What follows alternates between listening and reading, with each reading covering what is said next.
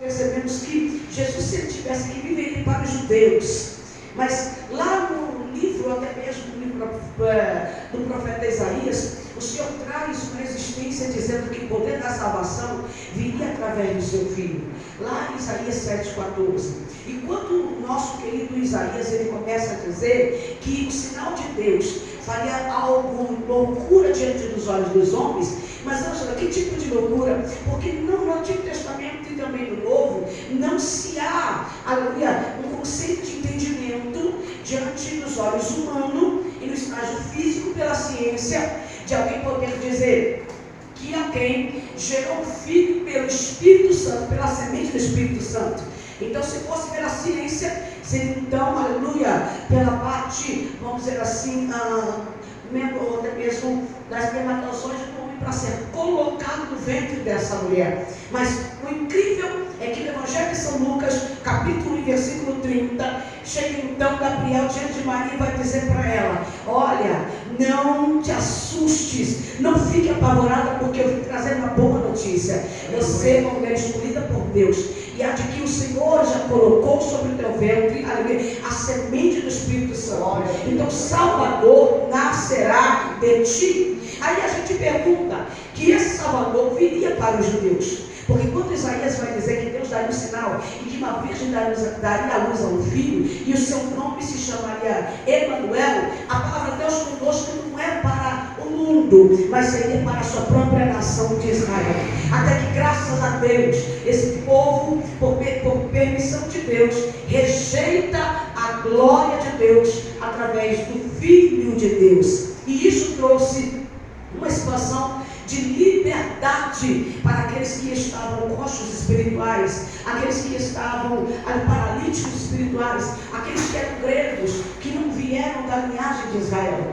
E por isso agora o Senhor ele vai em direção dos que estão enfermos. Você quer saber? Jesus ama curar enfermo. Foi para isso que ele veio. Mas você tem prova bíblica que Jesus veio para isso? Tenho. Eu acabei de dizer que Isaías ele vai falar a respeito da vida de Jesus, por causa da geração, e porque eles estavam na Babilônia.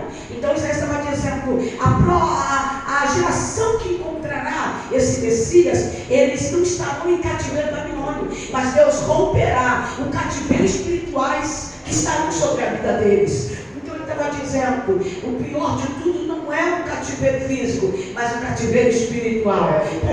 Porque o cativeiro físico, pastor, o homem vai olhar e vai dizer, eu não posso sair. Ele tem uma ação limitada pelo que ele vê. Mas aqueles que estão, aleluia, no cativo espiritual, é como se Deus dissesse, a jaula da prisão está aberta, mas você não consegue chegar na porta de saída. E através do sangue de Jesus Cristo, o Senhor, aleluia, traz a ele, arrancando dos seus olhos a visão que o diabo lançou sobre ele para uma cegueira espiritual, e para que ele possa enxergar a porta de saída da prisão eterna que o diabo quer colocar sobre a vida dele. E sabe, eu glorifico a Deus que o laço foi armado contra a nossa vida e a nossa casa, mas nós escapamos porque a visão de Deus chegou para a nossa vida aqui. E sabe o que é mais lindo?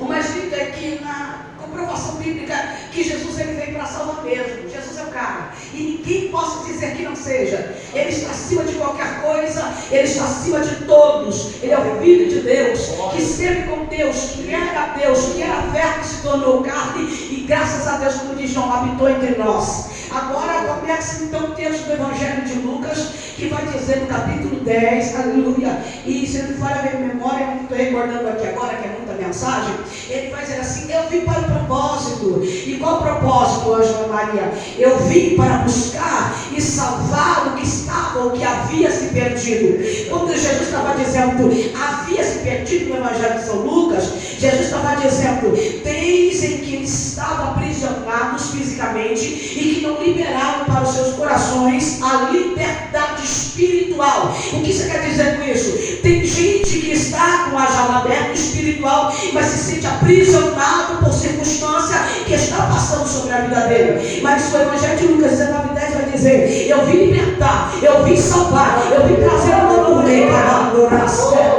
Eu vim mostrar, aleluia, que eu vim para este propósito, e eu quero ver o inimigo se levantar, porque João 42 vai dizer, ai, como eu queria que alguém se levantasse contra ti e quebrasse os teus propósitos, Mas bem sei, Senhor, que os teus propósitos não podem ser impedidos nem pelo inferno, nem por ninguém. Sabe que Deus me trouxe aqui para dizer para você? Prepara. Porque depois desse último dia dessa campanha, vai ter gente que vai adorar Deus dizendo: pastor, eu preciso testemunhar. Jesus entrou em casa e fez um arrastão, colocou para fora o que era mal, colocou para fora a palavra de maldição. A minha casa tem paz, a minha casa tem presença, e a minha casa estaremos adorando ao Senhor dentro deste tempo. Eu sou daquelas quadradas que, conforme o tempo, como diz a palavra de Deus, que é como a ciência mudaria, mudava a fé das pessoas. Elas inclinam a sua fé por meio da provisória. Sabe aquele tipo de fé que eu acredito dentro da igreja, mas quando ele sai para portar para fora, pastor, a guerra começa. Então não há liberdade, não há libertação. É como se o próprio Jesus dissesse: alguém entra mancando, alguém entra numa cadeira de roda espiritual, porque não consegue se levantar. Mas aí Jesus está fazendo assim: olha, anjo, eu arranco dele, eu arranco dela, eu tiro dela, aleluia, a cadeia espiritual. E sabe muitas vezes que faz? Ao invés de deixar na igreja para que eu possa fazer o que tem que ser feito, chega lá fora, eles ouvem muito sobre a voz do inimigo e traz de volta consigo as suas amuletas, traz consigo de volta as suas cadeiras de rodas espirituais. Mas ainda assim, que o inimigo se levante, que aqui dentro ele não pode entrar, mas não pode, porque graças a Deus, uma igreja que ora, uma igreja que busca a presença de Deus, aleluia, está guardado no Salmo 91, aquele que habita nas esconderijos do Altíssimo. Nós estamos sendo guardados por Deus para um propósito, o propósito qual que você está aqui dentro. E quando você chegar na sua casa, você vai chegar com uma rajada de glória. E nessa rajada de glória, o inimigo não vai ter resistência sobre o poder de Deus na sua vida. Sabe por quê? Eu já vou entrar na palavra. Tem gente que começa a dizer assim: eu estou cansado, Deus, porque sou eu lá em casa que sou crente, o meu filho não é crente, porque meu esposo não é crente, a casa está enferma. E quando a casa está enferma, aleluia, a pretensão do inferno é destruir tudo que tem dentro. Ele não está preocupado com a sua mesa bonita de quase 5 mil reais. Ele não está preocupado com o teu carro luxuoso, ou com até mesmo a tua bicicleta que vem de igreja, para a igreja.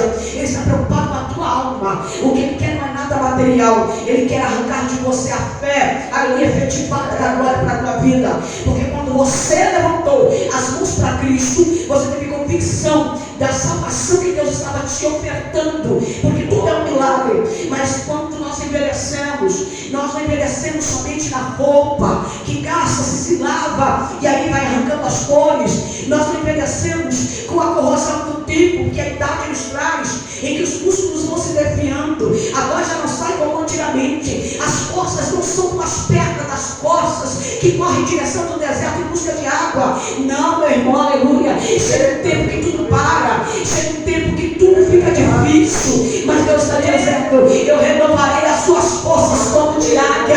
Deus está dizendo: vou levantar as suas asas ao topo mais alto da minha presença.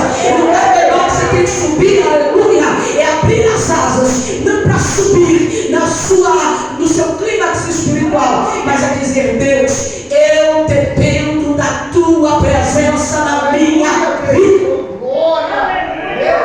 Existem alguns judeus, ou existiam na época, que abriram as suas asas, mas esqueceram a sua fidelidade com Deus. E por quê? Porque presta atenção, a dor, ela impede não de nós congregarmos na igreja, mas ela impede de que você entre na igreja e seja um adorador, porque a dor chega em primeiro lugar.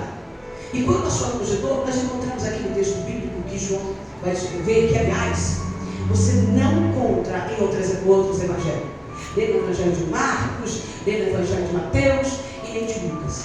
Aqui nós estamos diante de um cenário difícil, um cenário de dependência, um cenário de desgosto, um cenário de que alguém colocou como um clímax espiritual na sua mente, dizendo: eu vou morrer nessa miséria, eu vou morrer nessa situação, aleluia. Sabe quando alguém o inimigo já convenceu a pessoa a ser derrotado na porta do templo Formosa? Sabe quando o inimigo inimigo, aleluia, ele coloca sobre o coração de alguém dizendo: você vai morrer paralítico, você vai morrer seco. Ele tem domínio, porque meu esposo disse aqui, ele não tem, aleluia, o poder que Deus tem, mas ele tem força, e ele usa as armas que ele pode. Algumas pessoas começam a dizer: eu não tenho medo do diabo, pois deveria ter, porque se você, aleluia, não se posicionar diante da presença de Deus, vai ficar difícil. E por que, Ângela? Porque você pode ir bater de frente com quem você está vendo.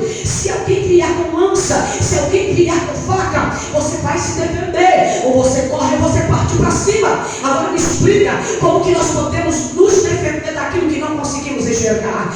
Aí é que entra a minha solução. Eu não sei onde ele está, Senhor, não conheço as armadilhas, mas o Senhor disse na tua palavra que me guardará na entrada e me guardará na saída. O apóstolo Paulo escreve a carta aos Tessalonicenses dizendo: não tem outro jeito, ora sim cessar, não para de orar, é guerra, é briga, é contenda. Aí agora nós vemos a vida desse homem, que ele não tinha motivo de alegria.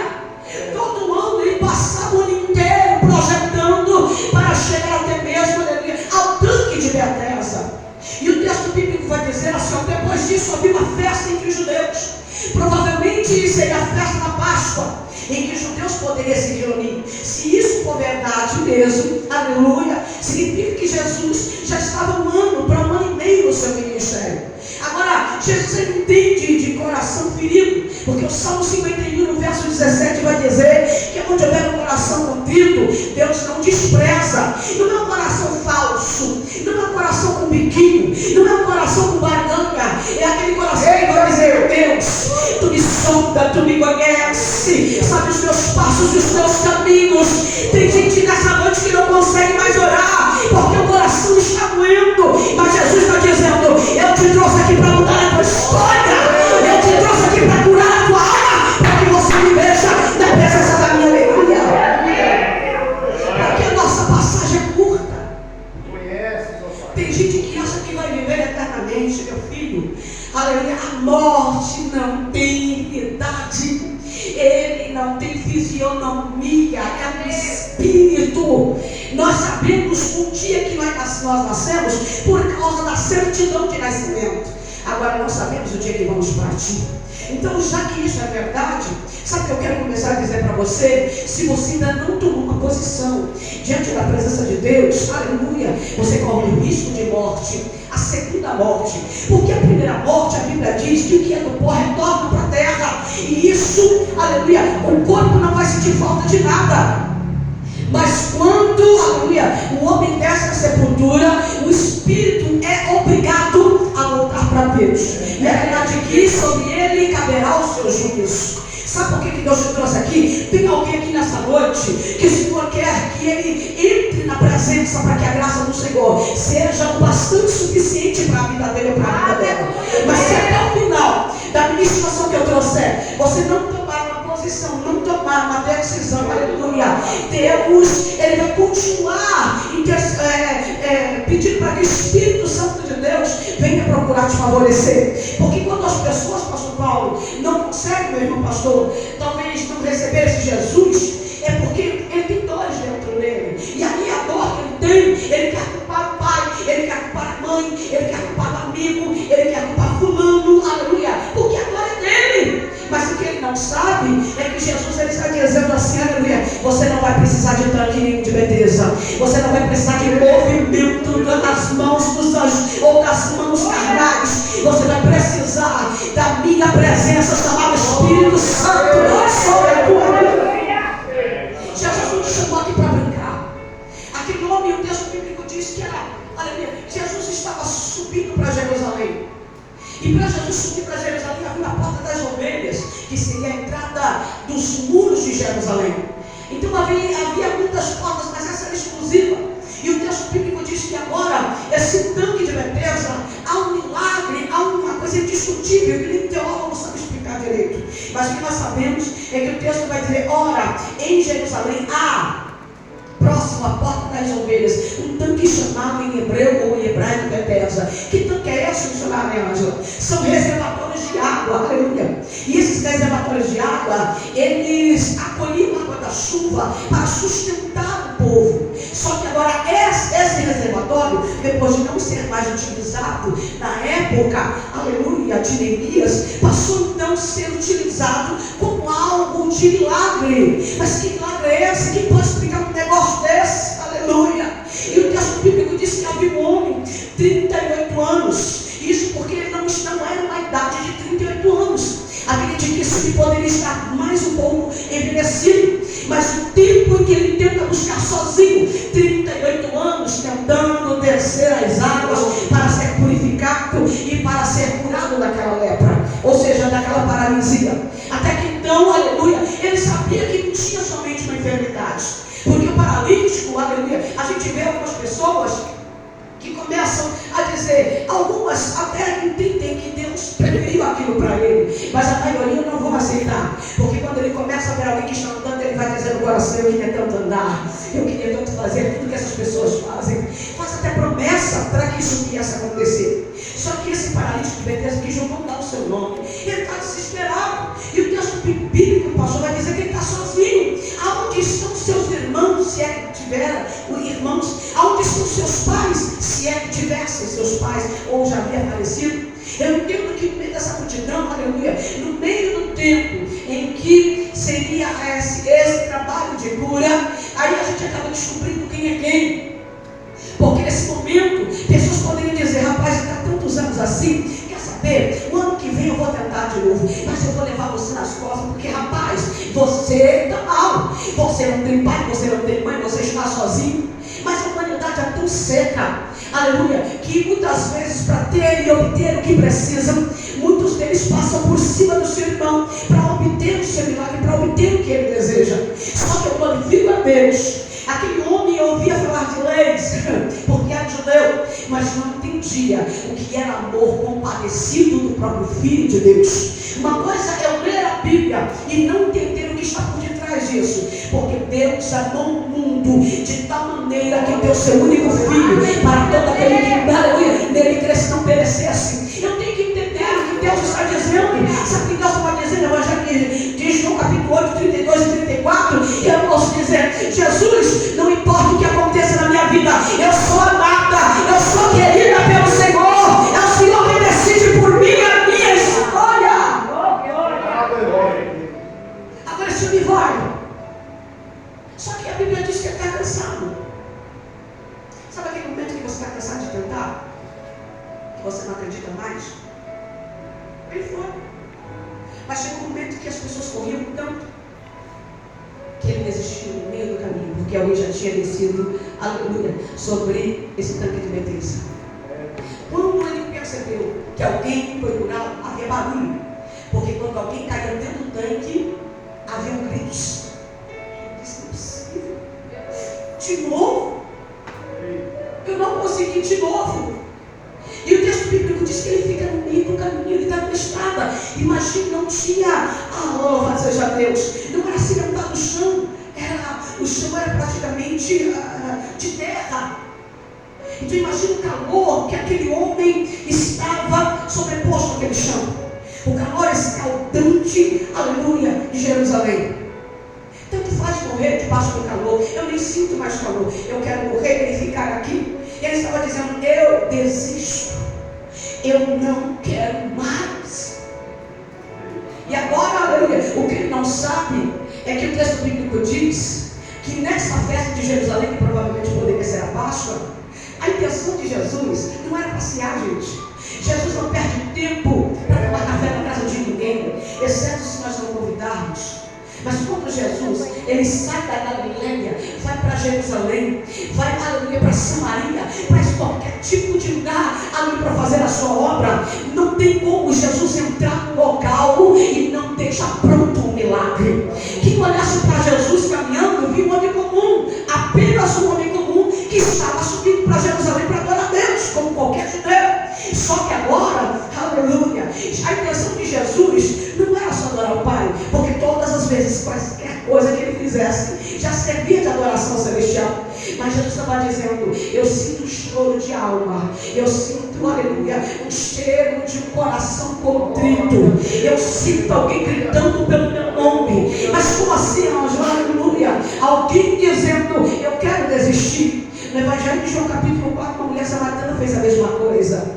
Ela chegou até o poço de Jacó, olhou o reflexo dessa água com o seu rosto, e ela vai dizer, está vendo isso aqui? Serve mais nada. Eu passei a minha vida inteira tentando encontrar alguém que me ame. Eu percorri muitos anos porque fui rejeitada dentro da minha casa, porque, aleluia, eu não tive uma relação com um homem que eu nem conhecia, e agora foi retirado o sobrenome da minha família. É por isso que o nome dela era chamada Samaritana. Mas quando ela chegou no poço de Jacó, Jesus falou para os discípulos, é o seguinte, a gente podia passar aqui, mas nós vamos ali, vamos chegar a determinado lugar, porque precisamos passar por Samaria. Aí Jesus chega para o discípulo e vai dizer, vai, sai de perto, vai comprar comida, mas vai para longe. Porque quando alguém está vindo, a intenção, por mais que pecou, irmãos, por mais que errou, ora, aquele que não tiver pecado, atira a primeira pedra. Agora eu quero ver aquele que teve o pecado e se renunciou, porque a Bíblia vai dizer que aquele que ama Deus, rejeita o pecado, pede perdão, é sujeito a deixar Deus fazer algo sobre a vida dele. E Jesus pegou e disse assim, olha, vocês vão comprar comida, e quer dizer, aquela mulher está ferida, e vocês não terão direito, eu não vou deixar vocês ter o direito de dizer, não conversem com uma samaritana porque ela não presta, porque ela não é isso, ela é aquilo outra. Se a intenção de Jesus é fazer de uma pecadora, de uma mulher abandonada espiritualmente e pela família, dizer, eu resgato a tua sorte, eu vou resgatar a tua moral, eu vou te fazer missionária. Quando Deus está olhando para esse paralítico, Jesus estava dizendo, agora eu vou mexer com a fé dele. A fé, ela não é possuída, pastor, pela expressão da minha fala. Eu tenho fé, eu tenho, aleluia. Fé é quando você toma a posição, aleluia, de ter que enfrentar aquilo que vai te trazer a motivação da sua fé. Por exemplo, uma oração. Deus me ensinou algo esses dias que eu fiquei de boca aberta. A minha oração na madrugada é, Senhor, eu quero ganhar almas para Jesus. Sei lá, faz qualquer coisa, me ensina. Senhor, eu quero perdoar, eu quero amar. Senhor, eu quero ser grande no seu nome. Como diz o apóstolo Paulo, eu sou grande dentro da minha própria casa, mas o seu nome é muito maior, aleluia, através da minha boca. Sabe o que Deus falou? Eu vou te dar.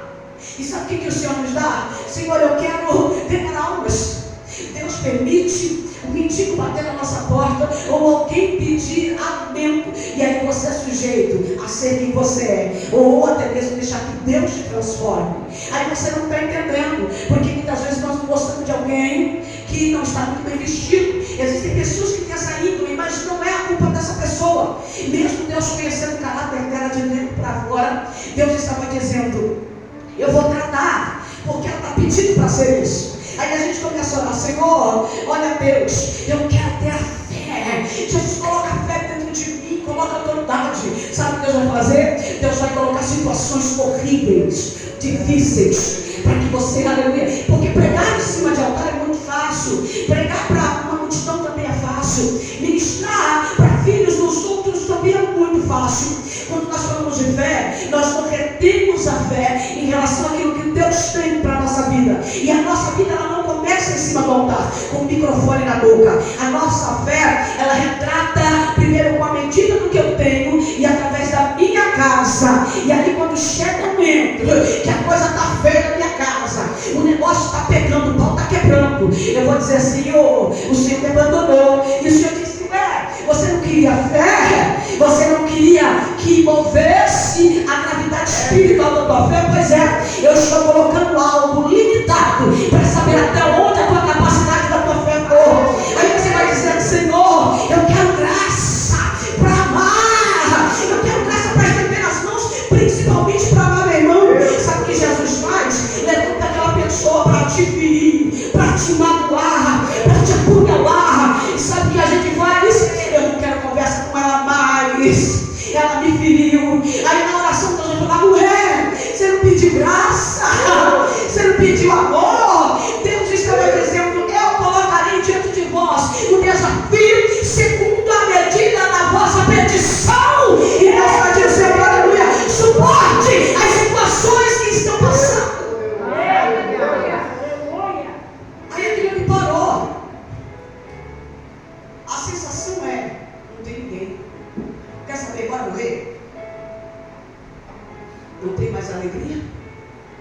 Não tem quem me carregue e me leve até o tanque. Jesus está vindo. Quando Jesus está vindo, Jesus olhou para ele e está todo arrebentado.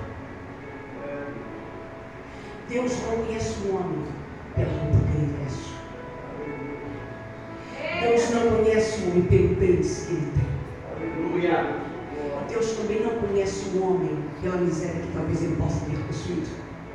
Deus, ele conhece a intenção da alma. E ele vai muito mais fundo. Porque quando Jesus olhou para os olhos daquele moço, talvez o coração dele estivesse fechado. Mas nós sabemos que João vai dizer que Jesus é a porta. Ele tem o controle de entrada e de saída. Mas também no livro de Apocalipse, das Revelações, o Senhor está dizendo, eu tenho a chave. Sabe o que está dizendo? Você não tem escolha. Eu entro a hora que eu quiser. Mas eu também não inválido. Aí tem um problema. Jesus, ele poderia olhar para o coração, passou direto daquele paralítico, mas estava dando carro. Jesus poderia falar assim, eu tenho a chave, eu vou entrar. A coisa não funciona assim.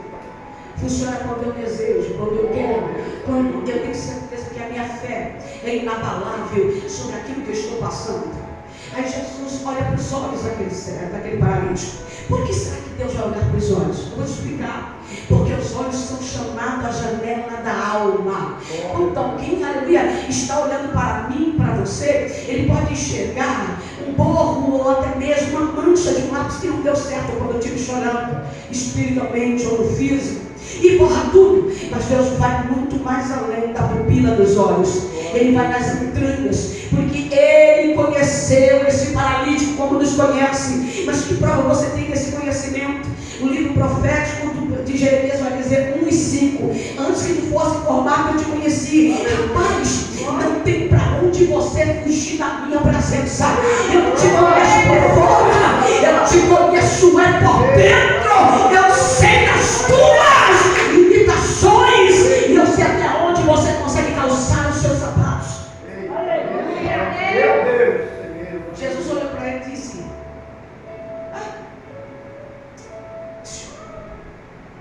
quer ser curado? Em outras versões, quer ser são? Você percebeu que com Jesus não tem essa coisa? Oi, querido, graça e paz. Bora conversar? Está tudo bem com você? Não precisa. A descrição da alma daquele paralítico já expôs a sua vergonha, a sua nudez. As pessoas que começaram a olhar para ele talvez pensassem, vai morrer assim. Tem tanta gente que vai olhar para a minha vida e para a tua vida e vai dizer, vai acabar assim. E é normal que a gente se entristeça porque estamos falando de carne e sangue. Jesus, quando olhou para ele, disse, você quer ser curado? Chegou assim, pum, fala logo. O Jesus não tem uma vírgula, não tem frescura, não tem babado forte. Aí ele olha para Jesus assim, parece aquele bobão da corte. E vai dizer, então, eu vou fazer uma coisa para o senhor. Eu estou a minha vida inteira tentando descer sobre essas águas para ser curado, sabe? E não tem que me faça chegar até ele, nem alguém que me coloque sobre essa fonte para que eu seja curado. Ou para que eu seja curado. Peraí, Jesus faz uma pergunta e ele responde outra coisa? Sabe o que Jesus está dizendo aqui? Olha, eu quero sarar a tua alma. Ai, Deus. Mas a ferida, Deus não quer saber do grau, situação e circunstância que está com a vida. Sabe por quê? Porque acima do grau, da circunstância, de todas essas feridas, Ele está dizendo, eu sou acima de tudo isso. E basta uma palavra para te colocar na minha alegria. Ninguém jogou nada, sabe Deus? Pergunta singela e reta, em cima de outro questionamento, nada a ver. Eu fico imaginando a cara de Jesus assim, gente. Quer exceção? Então pegue, fique de pé, ou levanta e toma a tua cama e anda. É estranho porque no primeiro momento em que esse paralítico faz perguntas e interrogações a Jesus, é o mesmo paralítico que ouviu mais uma vez, toma tua caminhando, e se propôs a levantar. A pergunta é, como ele fez isso? Por que ele fez isso? situação quando no Evangelho de Lucas, capítulo 5 e diante, que Simão, ele estava tão angustiado na alma, que ele obriga os seus irmãos a ficar a noite inteira pescando, sabe? Parece que se algum pescador que entende de pesca vai dizer, não, quer chegar primeiro, época de cardumes, e ele sabe que os melhores cardumes são na parte da madrugada, ou no começo da manhã. Não era isso. O que o diabo queria fazer com Simão era dar ele um suicídio. E se Simão estivesse no barco sozinho, ele tinha morrido. João, com certeza, os demais vai dizer, vamos, mas vamos sim. É melhor cansarmos os braços, cansarmos as nossas forças, lança a rede, pega a rede, do que perdermos e sepultarmos alguém que nós amamos. Sabe o que Deus está dizendo? Talvez alguém lá atrás não te ajudou, mas Deus está colocando alguém que entende a tua dor por intermédio de Jesus Cristo. E vai dizer, eu não vou te deixar em cadeia sozinho. Se eu não conseguir te libertar, eu vou entrar junto com você. Vamos cantar, vamos adorar, vamos pregar, vamos rodar, fazer qualquer coisa. Nós vamos chamar a atenção de Deus. Porque eu sei que Deus, Ele, aleluia, não deixa de ouvir. Deus não deixa de ouvir a voz de quem precisa de um milagre. A Bíblia diz no livro do profeta Isaías que ele não é aleijado, ele tem mão. E ele está dizendo, deixa eu estender as minhas mãos para você nessa noite de hoje. Aleluia. Eu quero estender as minhas mãos para dizer para você, eu quero restituir os teus projetos e os teus sonhos. Poxa, mas me dá uma chance. Deus está dizendo para alguém, eu preciso que você me dê essa chance. E nem tão pouco, aleluia, a vontade de Deus está contra ao seu favorecimento. E nem os seus olhos, nem a sua boca, nem o desejo do seu coração está ausente de mim e de você. Ele olhou e disse, quando esse moço, ele percebe que Jesus disse, levanta aí, toma a tua caminhada. Foi quando Jesus disse para Pedro e Simão, lance a rede do outro lado da margem, não do lado esquerdo, agora você vai lançar do lado direito. Tudo contrário. Por que Deus vai dizendo isso para Simão? Simples. O lado esquerdo representa o coração do homem. Eu faço o que eu quero do meu jeito, que ninguém tem nada a ver com isso. É por isso que está vivendo uma vida de derrota. Aí Jesus está dizendo, lança ao arauto, mas do lado direito, porque você vai de encontro à minha vontade, e eu tenho por possessão de mostrar o meu milagre, mas não é do teu jeito, é do meu jeito. Comece a deixar Deus fazer por você, ou você vai viver o resto da sua vida chorando, com raiva, com angústias, com depressão. É você quem decide. Porque esse homem, quando ele ouviu Jesus, a palavra de Deus, ela tem poder. Sabe quando eu escuto isso, que a palavra de Deus tem poder? O livro do profeta Isaías 55:11 vai dizer, a palavra do Senhor não voltará vazia, mas será designada para aquilo que lhe apraz. Ele estava dizendo, quem me mandou pegar a cama e andar, não foi aleluia opressor, quem me mandou não foi amigos, não foi irmãos, quem me mandou foi aquele que decidiu me visitar no meio do caminho e dizer, toma posição, seja homem, se ponha de pé para ver o teu milagre. Ele levantou, gente. Pensa na percussão que ele deu. Deixa eu falar para você. Quando você deixar Deus fazer o que Ele precisa fazer na sua vida, vai causar. Vai causar. Eu não estou falando, porque existem opressores espirituais. Mas desculpa aí. Existem opressores que se emprestam para as obras das trevas. Eles querem que nós não vejamos o milagre de Deus, que nós não vencemos naquilo que nós estamos precisando para ter paz de espírito. E Deus está dizendo, eu vou reagir se você deixar. E Deus quer fazer milagres. Amém? Vamos se colocar de pé. Glória a Deus.